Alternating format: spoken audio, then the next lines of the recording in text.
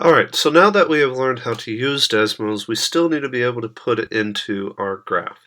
So let's go back to my graph that I have here. Now, the first thing that you want to do to be able to input the image into your slides is you want to go ahead and sign in. You're going to sign in using your Google account, your school Google account. And when you do so, you're going to go ahead and, so I'm going to use my school one, this is personal, this is my school one. I'm going to go ahead and sign in. There might be a window that asks you to allow Desmos to have different information. Just click allow. And then now that I'm signed in, the next thing that we want to do is we do want to save your graph. Oops, I zoomed out a little bit. Let me remove or reposition my graph just a little bit.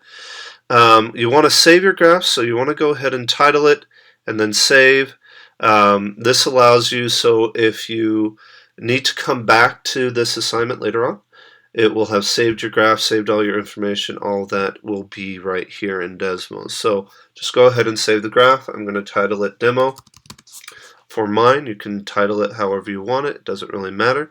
And notice I can't press save anymore because that automatically saved it. If I click these three lines over here, it has all my saved graphs right here.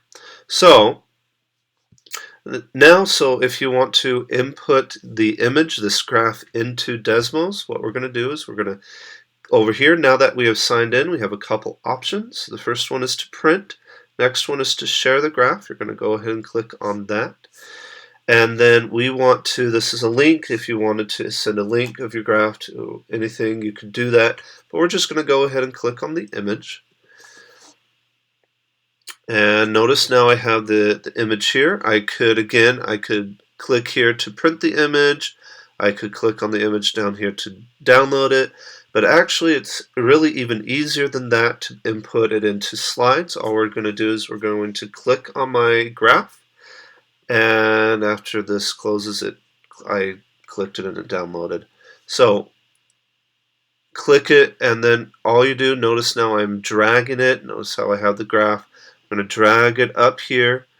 It opens up my my slides, and I just let go and create an image, and it inserted my image.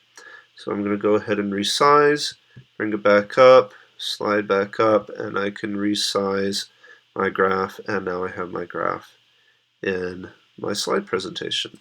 And that was it.